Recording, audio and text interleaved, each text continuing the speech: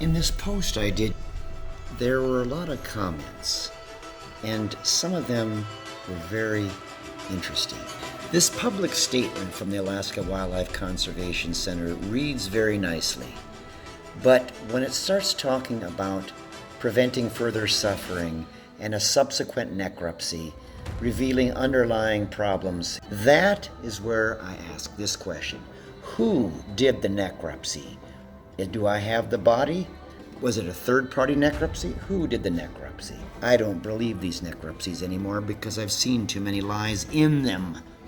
These veterinarians that work for the Alaska Department of Fish and Game have proven to me over and over they lack credibility. In other words, I don't believe the spin. I have many, many, many documents to prove that these people lie all the time to cover their ass. This veterinarian here also is either incompetent or lying, or both. I hate to say that, but they're trying to put me in prison, you see, and what they're basing it upon is lies. Look, let's just go to the very top. This is incredible. Look at this. There's a picture here of a metal plate.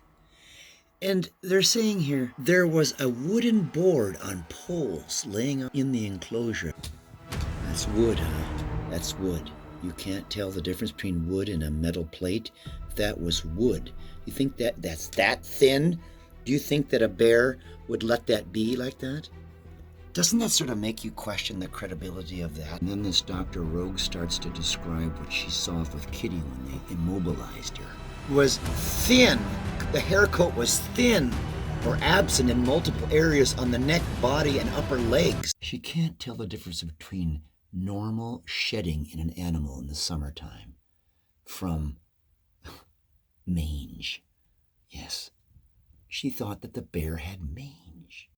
It was further reported to me that the bear had mange, in addition to being blind. This is of great concern because it is highly contagious. Highly contagious. This is also the first document case of mange in a brown bear in Alaska. You know, the other veterinarian, Dr. Kimberly Beckman, said that my bear had alopecia. In a bear? No. That's only for bald men. That's male pattern baldness in men. What the hell? These are veterinarians that are talking about alopecia in a bear? When Maluna the wolf was killed during the raid, this Douglas Vincent Lang, the Commissioner of Fish and Game, when we asked for the remains of our wolf Maluna, the remains of the deceased, you know what he said? I checked with staff about the status of the remains of the wolf. The remains of the body were considered a biohazard and were incinerated. They were incinerated. Douglas Vincent Lang tried to cover his ass.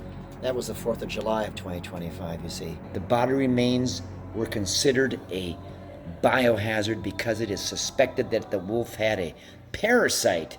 But then in the discovery, they blamed it on too many darts. But the wolf really died of a combination of being overly tranquilized because Michelle Oakley can't hit the broadside of a barn with her dart gun, and also being stuffed in a crate and dying of overheating. Court documents show that the judge sees Ryan Scott, for example, as not credible. The director of Fish and Game this is the observation in the court documents of Ryan Scott's credibility. The court finds Mr. Scott's testimony, as stated above, to be relevant, but mostly not credible. Not credible. Look at this supplementary report from this trooper guy. This is the kind of crap that they write. These incredible lies. There is a discrepancy between the number of animals that Kroschel reported to ADF&G in the annual report, 57, and the number of animals that were able to be located and captured at the facility, 39. The list of unaccounted for animals is as follows: 5 Arctic fox, 12 ermine, 1 mink, 2 pine marten, 1 porcupine, total of 21.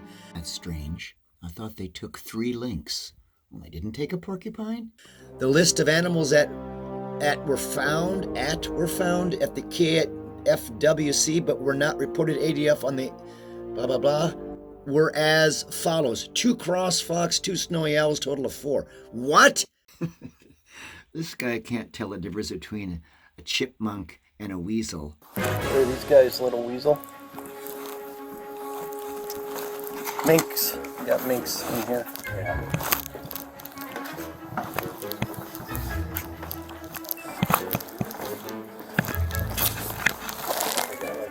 Little rodents. Yeah, this is like chipmunks or something. Chipmunks? Chipmunks? Dude, there's no chipmunks in Alaska.